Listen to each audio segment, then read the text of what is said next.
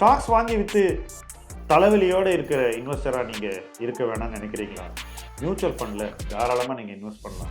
1 கோடி என்ற இலக்கை அடையலாம். சில ஆயிரம் சம்பாதிக்கக்கூடிய ஒரு முதலீட்டாளராக நீங்கள் இப்போ இருந்தாக்கணும். லட்சங்களை கடந்து 1 கோடியை நீங்கள் எட்ட முடியும். மைல்ஸ்டோன்ஸ் 12 அதற்கான ஒரு இடம் தான். அது உங்களுக்காக தான் உருவாக்கி இருக்கோம். இந்த பிளாட்ஃபார்ம் மூலமாக நீங்கள் நிச்சயமாக 1 கோடி என்ற இலக்கை அடைய முடியும். ஒவ்வொரு மைல்களாக கடந்து 1 கோடி உங்களுக்கு வந்து சேரும். கீழே உள்ள ஃபார்மை ஃபில் பண்ணுங்க, M2W சேருங்க, நிம்மதியாக இன்வெஸ்ட் பண்ணுங்க.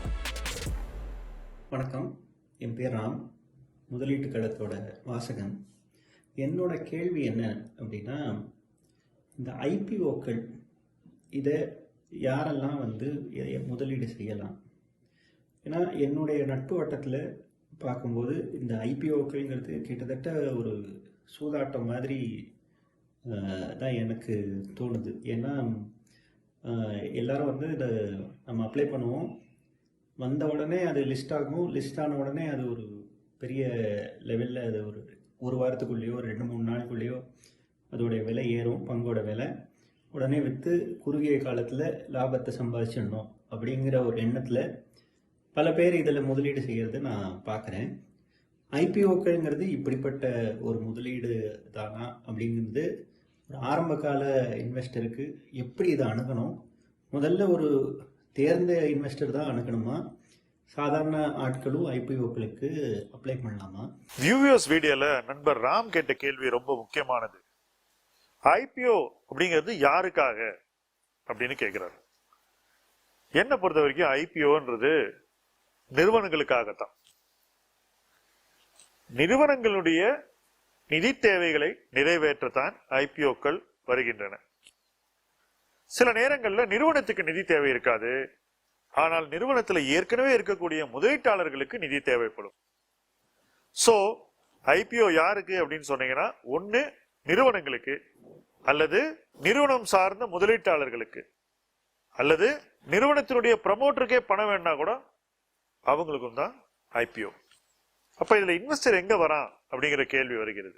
தெளிவா புரிஞ்சுக்கணும், ஐபிஓல இன்வெஸ்டருடைய ரோல் அந்த நிதி தேவையை நிறைவேற்றுவது அப்படிங்கிறது தான்.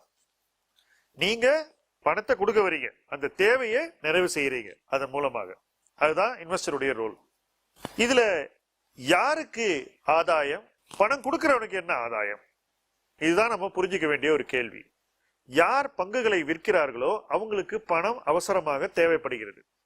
அந்த அவசர தேவையை நிறைவேற்றத்தான் அவங்க பங்குகளை விற்கவே வருகிறார்கள். இந்த அவசர தேவையை புரிந்து கொண்டு அதிலிருந்து தான் என்ன ஆதாயம் தேடலாம் அப்படின்னு வர்றவன் தான் முதலீட்டாளர். என்ன மாதிரி ஆதாயம் தேடுறான் ஒரு முதலீட்டாளர்? நான் பணத்தை இன்னைக்கு போடுறேன், ஒரு 10 நாள்ல லிஸ்டிங் வந்துடும், இந்த 10 நாளைக்குள்ள எனக்கு ஒரு 10% 20% இல்ல அதுக்கு மேலேயும் கிடைக்குமா அப்படின்ற ஒரு நப்பாசையில் தான் அவன் அந்த ஐபிஓல இன்வெஸ்ட் பண்றான். பொதுவா ஐபிஓல இன்வெஸ்ட் பண்றவங்க 5 வருஷம் கழிச்சு எத்தனை பேர்ட்ட அந்த ஐபிஓ இருக்குன்னு பாத்தீங்கன்னா, ரொம்ப குறைவானவர்கள்ட்ட தான் அந்த பங்குகளை இன்னும் இருக்கும். 3/4 பேர் வித்துட்டு போயிருப்பாங்க. நீங்க 2 மாசம் கழிச்சு பார்த்தாலே அந்த இன்வெஸ்டருடைய ப்ரொஃபைல் தலைகீழாக மாறிவிடும். வாங்கின 3/4 பேர் வித்துட்டு போயிருவாங்க. சோ ஐபிஓ என்பதே இந்த மாதிரி குறுகிய காலகட்டத்தில் பணத்தை சம்பாதிக்கணும்னு தேடி வரக்கூடிய முதலீட்டாளர்களால் தான் வாழ்கிறது. இல்லைன்னா ஐபிஓ நிறைவேறாது. ஏன்னா லாங் டேர்ம் இன்வெஸ்டர் என்ன நினைப்பானா, ஐபிஓ எல்லாம் வரட்டும், பங்கு ஃபர்ஸ்ட் ட்ரேடிங்க்கு வரட்டும், லிஸ்ட் ஆகட்டும், கொஞ்ச நாளைக்கு பரிவர்த்தனைகள் நடக்கட்டும், காலாண்டு நிதி அறிக்கைகள் வரட்டும், அதெல்லாம் பார்த்து பர்ஃபார்மன்ஸ் எப்படி இருக்குன்னு முடிவு பண்ணுவோம். இதெல்லாம் தெரிஞ்சுக்கிட்டு அப்புறம் வாங்குவோன்றதான் ஒரு முதலீட்டாளனுடைய மனநிலை. ஆனால் ஐபிஓல வரக்கூடியவர்கள் முதலீட்டாளர்கள் அல்ல, 3/4 பேரு வர்த்தகர்கள், வணிகர்கள். வாங்கிட்டு குயிக்கா என்ன பணம் பண்ணலான்னு தேடக்கூடியவர்கள் தான். சோ நீங்க சொல்ற மாதிரி இதை ஒரு லாட்டரியா உங்க நண்பர்கள் பார்க்கிறார்கள் சொன்னீங்க. நான் சந்தைக்கு வந்த காலத்திலிருந்து இன்று வரை முதலீட்டாளர்கள் ஐபிஓவை லாட்டரியா தான் பாக்குறாங்க. அடிச்சா ஒரே ஷாட்ல அப்பாயின்மெண்ட், ப்ராஃபிட்டுக்கு வாங்கிட்டு போயிடலாம். சோ எல்லாமே கிட்டத்தட்ட அந்த சினிமால ஒரு பிச்சு மாதிரி தான். அடிச்சாம்பாரு அப்பாயின்மெண்ட் ஆர்டர் மாதிரி, இங்க அடிச்சாம்பாரு அலாட்மெண்ட், அப்பாயின்மெண்ட்டுக்கு பதிலா அலாட்மெண்ட், அவ்வளவுதான். சோ இந்த லாட்டரி வியாபாரத்துல முதலீட்டாளர்கள் அதிகம் பங்கேற்கிறார்கள். இது ஏதோ சின்ன முதலீட்டாளர்கள் 2 லட்சத்துக்கு கீழே போடுறவங்க தான் இந்த மனப்போக்கில் இருக்காங்கன்னு தயவு செஞ்சு தப்பா நினைக்காதீங்க. இன்ஃபேக்ட் ஐபிஓல வரக்கூடிய ஜென்யூன் இன்வெஸ்டர்ஸ் அப்படின்னா அது இந்த சின்ன முதலீட்டாளர்கள் தான். ஹெச்என்ஐஸ் மாதிரி சூதாடிகளை நீங்க எங்கேயுமே பார்க்க முடியாது. நைக்கா அப்படின்னு ஒரு இஷ்யூ வந்து உங்க எல்லாருக்கும் ஞாபகம் இருக்கும். அந்த இஷ்யூல ஒரு பேமெண்ட் கம்பெனியினுடைய ப்ரமோட்டர், இப்ப அவர் இல்ல, அவர் கம்பெனில இருந்து வெளியேற்றிட்டாங்க, ஆனா அப்ப இருந்தாரு. அவர் வந்து அப்ளை பண்ணணும்னு பாக்குறாரு. எப்படி பண்ண பாக்குறாருன்னா, அவர் ₹1 போடுவாரு, அவருக்கு ஒரு மிகப்பெரிய பிரைவேட் வங்கி 5 மடங்கோ 10 மடங்கோ எக்ஸ்ட்ரா பணம் கொடுக்கும். சோ ₹1 தன் காசை வச்சுக்கிட்டு பல மடங்கு அதிகம் பணத்தை போட்டு ஐபிஓல காசை வாங்கி உடனே அதை விற்கணும்னு அவர் நினைக்கிறாரு. ஏனோ அவருடைய அப்ளிகேஷன் அந்த காலகட்டத்தில் லார்ஜ் ஆகல, அது வந்து சரியான நேரத்தில் கொடுக்கப்படவில்லை, அல்லது எதுலயோ பிரச்சனை இருந்தது. இந்த பிரச்சனை வந்து லிஸ்டிங் ஆன உடனே அந்த ஆளை வந்து அவ்வளவு கோவப்பட வச்சுது. சோசியல் மீடியால போய் அந்த வங்கிக்கு எதிராக கண்ணாபின்னான்னு பேசினார். Public war between a unicorn founder and a bank. எதுக்காகனா, இந்த லாட்டரியில தன்னால பங்கேற்க முடியல, தன்னை சாராத பணத்தை இந்த வங்கி பணத்தை வைத்துக் கொண்டு அவரால் சம்பாதிக்க முடியலன்னு ஏற்கனவே $1 பில்லியன் கம்பெனியை உருவாக்கின ஒருத்தர் நடத்துக்கிறார். இதுதான் HNI-னுடைய சராசரி மனப்போக்கு. முக்காவாசி பேர் கடன் வாங்கி பல மடங்கு பணத்தை போட்டு அதுல ஒரு ரொட்டேஷன் அடிச்சு வெளியே போனோம்னு பார்ப்பாங்க. எல்லா கம்பெனிலுமே இந்த மாதிரி சம்பவங்கள் நடக்கும். சோ ஈஸி மணி பண்றதுக்கு HNIs, அதாவது ஹை நெட்வொர்த் இண்டிவிஜுவல்ஸ், பெரும் பணக்காரர்கள் ஐபிஓ பெரிய கருவியா பாக்குறாங்க. அவங்களுக்கு இது ஒரு பெரிய ஆடுகளம், இங்கதான் அவங்க ஈஸியா பணம் பண்ண முடியும்னு முடிவா இருக்காங்க. அதுக்கும் அவங்க காசு போட்டு பண்ண ரெடியா இல்ல, வங்கி காசை வச்சுக்கிட்டு பண்ணணும்னு நினைக்கிறாங்க. சோ வங்கிக்கு என்ன, 10 நாளைக்கு கடன் கொடுத்து நல்ல வட்டி சம்பாதிக்க முடியுது, அதனால அவங்க அதுல அதிக நாட்டம் கொள்கிறார்கள்.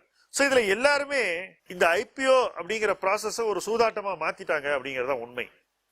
இத சூதாட்டமா மாத்துறது மூலமா யாருக்கு ஆதாயம் அப்படிங்கறத நீங்க புரிஞ்சுக்கணும். முதல்ல பணம் யாருக்கு போறது அப்படின்னு நான் சொன்னேன். அதனால யாருக்கு ஆதாயம்னா, யார் விற்கிறாங்களோ அவங்களுக்கு ஆதாயம்.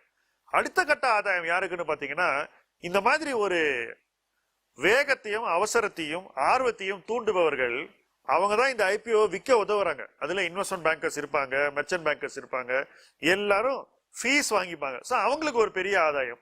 இதுக்கு அடுத்தது கிரே மார்க்கெட் அப்படின்னு ஒண்ணு இருக்கு.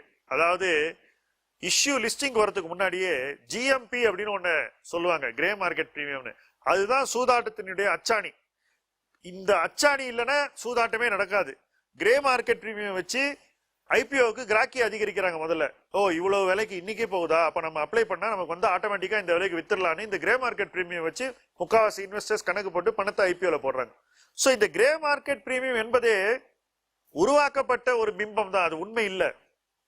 பல தருணங்கள்ல அது தோத்து போயிடும்.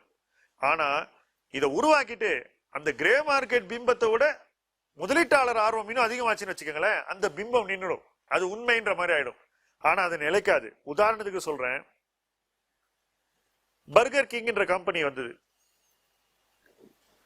சொற்ப விலைக்கு தான் அவங்க அந்த ஐபிஓ பண்ணாங்க, இன்னைக்கு இருக்கிற விலையோட கம்பேர் பண்ணும்போது அதை விட குறைவான விலையில தான். அங்கேருந்து கிரே மார்க்கெட் பிரீமியம் நல்லா வருது. சோ $100 மேல அது முதல்லயே ட்ரேட் ஆகுது. ஆனாலும் அவ்வளவு பேருக்கு அந்த ஷேர் கிடைக்கலன்னு அவங்க எல்லாம் மார்க்கெட்ல வந்து வாங்கும்போது $200 போகுது. இதெல்லாம் ஒரு 10 நாள்ல நடக்குது. ஆனா இன்னைக்கு என்ன வேலை, நீங்களே போய் கம்பேர் பண்ணுங்க. ஆனால் அந்த குறுகிய காலகட்டத்தில் ஆடின ஆட்டம் இருக்கு பாருங்க, அது எல்லாமே கிரே மார்க்கெட் பிரீமியம் வச்சு உருவாக்கப்பட்ட அடிப்படை விஷயங்கள் தான். அந்த அடிப்படையில தான் அந்த மதிப்பு உருவாக்கப்பட்டு, அந்த மதிப்புல ஒரு ஸ்கேர்சிட்டி, பங்கு தட்டுப்பாடு உருவாக்கப்பட்டு, அந்த தட்டுப்பாடை தெரிஞ்சுக்கிட்டு எல்லாரும் வாங்க வந்து இன்னும் விலையை கூட்டினார்கள். சோ ஒரு தவறு பல தவறுகளுக்கு விதையாகிறது. இதுவும் ஐபிஓல சராசரியாக நடக்கக்கூடிய ஒரு நிகழ்வு தான். சோ ஐபிஓ என்பது முதலீடு என்று சொல்வது அவ்வளவு எளிதல்ல, சரியும் அல்ல. ஐபிஓ என்பது சூதாட்டம் தான், ஐபிஓ என்பது வணிகம் தான், ஐபிஓ என்பது வர்த்தகம் தான். அதுக்கு அப்புறம் தான் முதலீடு நடக்கும். எப்போனா அந்த ஐபிஓ மதிப்பெல்லாம் அடங்கி ஒரு இடத்துல நிலையான மதிப்பை அடைந்த பிறகுதான் முதலீட்டு ஆர்வம் அந்த கம்பெனியில வர ஆரம்பிக்கும். இடைப்பட்ட காலத்துல இருக்கக்கூடிய மொத்த ஆர்வத்தில் பெரும் பகுதி சூதாட்ட ஆர்வம் தான், முதலீட்டு ஆர்வம் மிக குறைவானது. அப்படி குறைவான முதலீட்டு ஆர்வம் தான் பிறகு வளர்ந்து நிறைவான முதலீட்டு ஆர்வமாக மாறும். அதற்கு ஐபிஓ எந்த காரணமும் இல்லை, ஐபிஓக்கு அப்புறம் நடக்கக்கூடிய நிகழ்வுகள் தான் காரணம். இதுதான் ராம் என்னுடைய பதில் உங்களுக்கு. ஒரு விஷயத்த தெளிவா புரிஞ்சுக்கிட்டா அதை எப்படி அணுகணும்ன்ற ஒரு தெளிவு நமக்கு பிறக்கும். அந்த தெளிவோடு நம்முடைய முதலீட்டு பயணம் அமைந்தால் நிச்சயமா அது ஒரு நல்ல பயணமாக அமையும். அந்த பயணத்தில் இணைந்து பயணிப்போம். முதலீட்டு களம் உங்கள் களம். நன்றி.